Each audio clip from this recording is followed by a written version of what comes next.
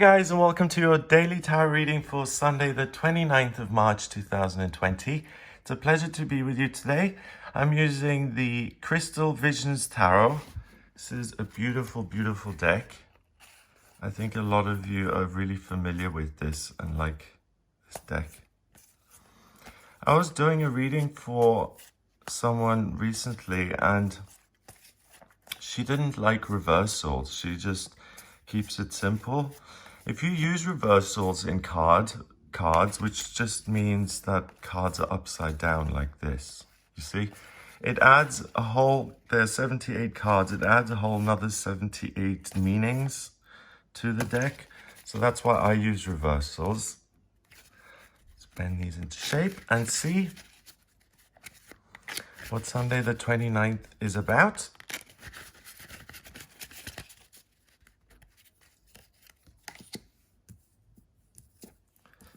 Storm clouds, the Seven of Swords, the Four of Cups,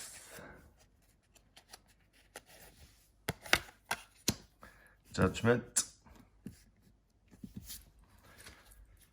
So the Seven of Swords is hunting and killing and murdering and snatching and being in competition and being in serious conflict. So this is a dark angel.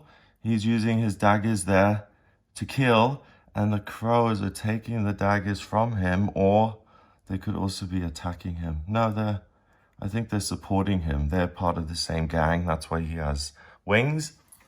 What do you call a flock of crows? It's a murder of crows. So a murder of crows isn't really going to fly into town doing a lot of love spreading, is it? That's why it's called a murder of crows, not a love bundle of crows. So the Seven of Swords is genuine conflict between you and other people. Genuine, I don't like you and I've never liked you, or you are like really horrible stuff. Like I've always thought that you're simply fundamentally beneath me and I want nothing to do with you. It's that really awful kind of, you know, when you say things that can't be unsaid and things are never healed from it, something dies. Well, I don't know about you guys, but sometimes if you fall out with a friend, in my experience, even if you make up with words, sometimes the damage has been done and things just go a different way. So watch out. Swords are the way you think, remember, and communication.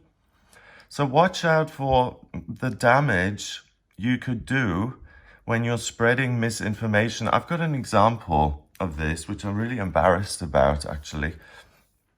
When I worked in a school in Oldham, Oldham is a town in Lancashire in northern England, and it's part of the Greater Manchester area. And there had been some riots in Oldham a few years before. And I was on Twitter in 2000 and when was it, 12 or 13, and it said there was another riot going. So I was like, oh wow, look, have you heard the news? There's another riot going.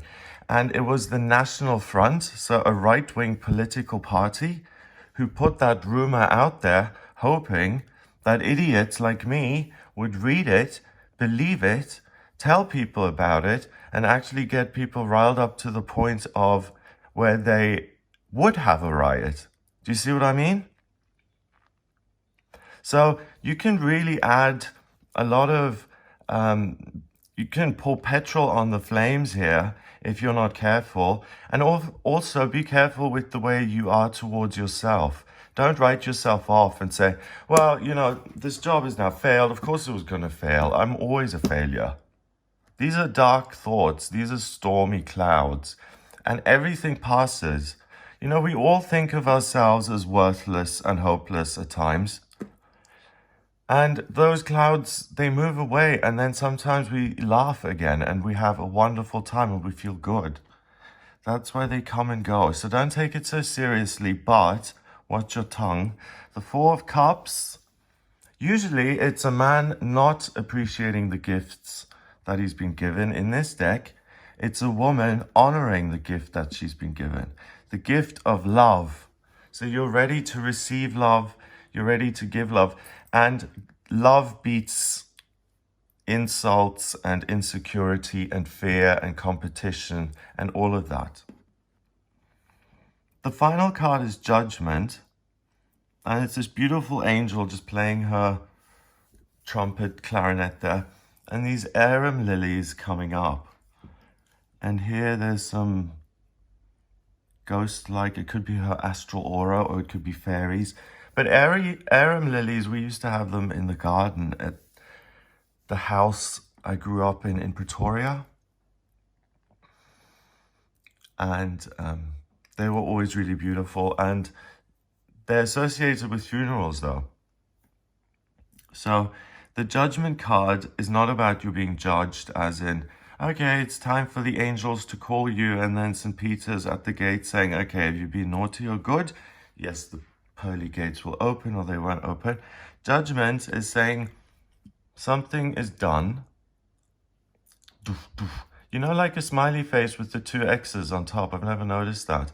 It would, if you put a smiley face down there, it would be one of those have a nice trip t-shirts with the 2 X's for eyes.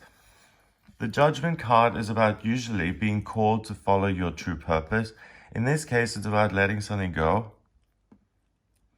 So the Judgment card is allowing you to let go of the grief and to just play your own special song, to play your own special music, to let go of the horrible murder of crows that may be flapping inside your head, which is the worst, or you may have already externalized it and created negativity with others. You may be in conflict with other people already. If that's the case, backpedal, okay? Don't ante up and keep upping the stakes. Don't do that. Back off and say, hey, you know what? I'm just going to give you the benefit of the doubt here. You're right. I'm not going to get into an argument with you about this. It's all right. Even if you definitely know that other person is wrong, just don't let your time be wasted by this, because this card kind of balances that out, because you can listen to something higher and more spiritual and more pure and beautiful, which leaves behind this murder of crows and the dead body. And from that dead body grow these arum lilies, which are their own kind of beauty. And they grow and they will be received by you as, wow, look at my experiences and look at how I'm thinking, my memories, the things I'm dreaming of in the future, under the light of a crescent moon, under a willow tree. Very romantic. She almost looks like a mermaid, pulling the petals off, saying, does he loves me, he doesn't love me, he loves me, he doesn't love me.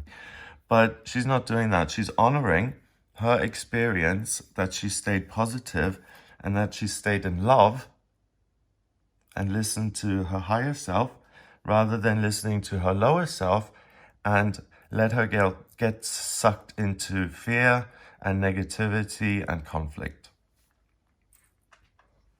So congrats to you. It looks like a wonderful, wholesome day where you can really look within, enjoy what you've got, and really fantasize and enjoy intimate personal satisfactions and personal joys, things that you like. Maybe do a puzzle.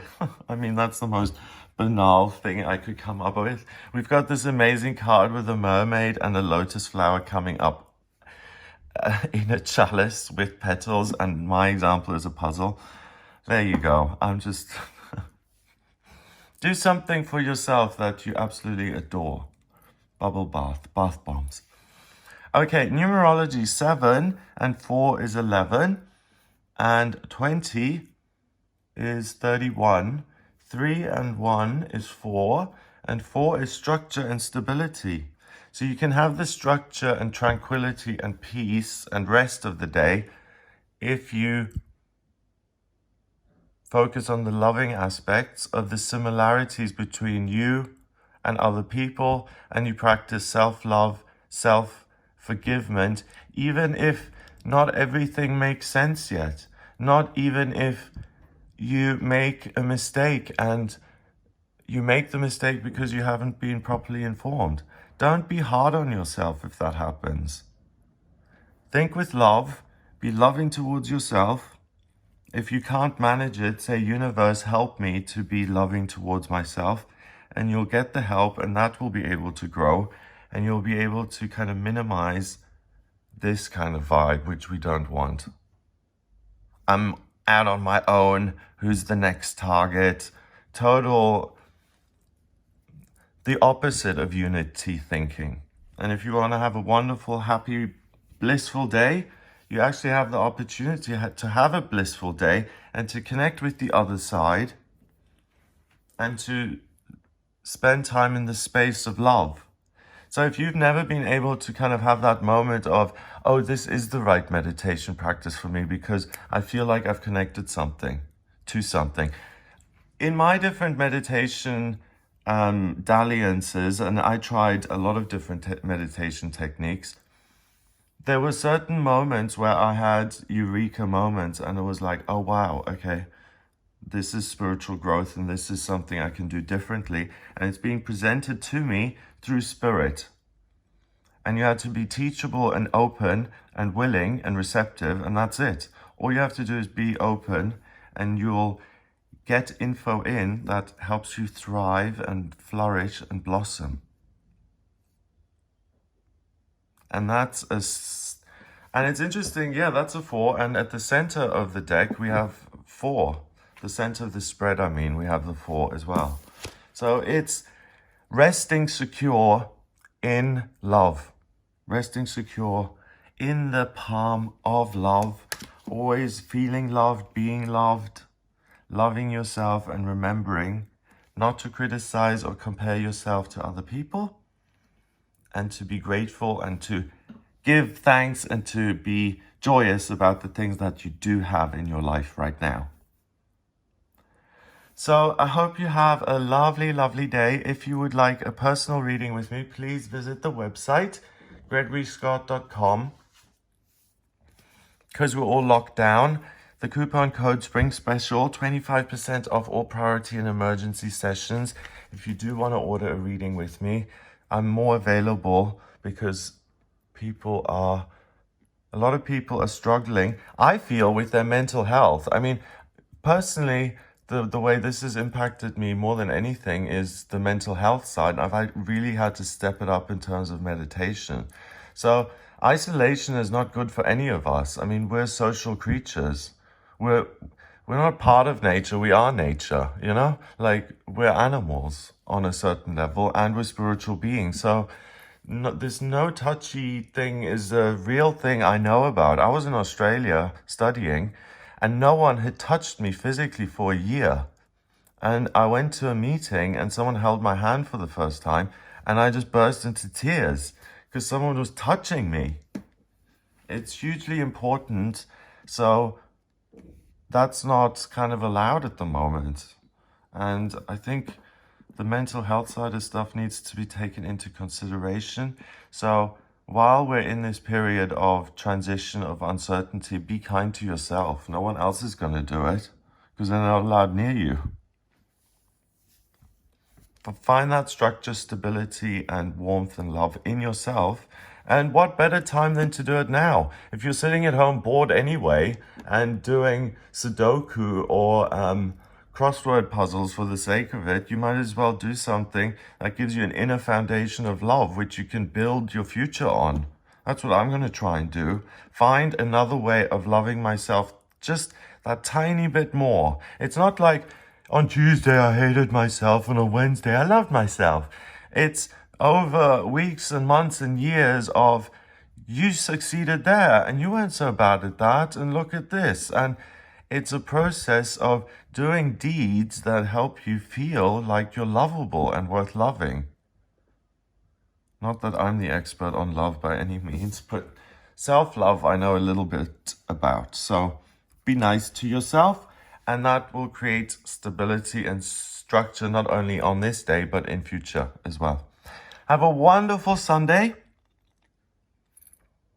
If you like the reading, then please hit the subscribe button on this YouTube channel. And share the video online. There's a share arrow. Just share it on Facebook or Instagram or Twitter, wherever you're active. If you want to help me, that would really help me. So if you wanted to do that, that would be awesome. Thank you very much. Yeah, have a great day, and I'll speak to you tomorrow.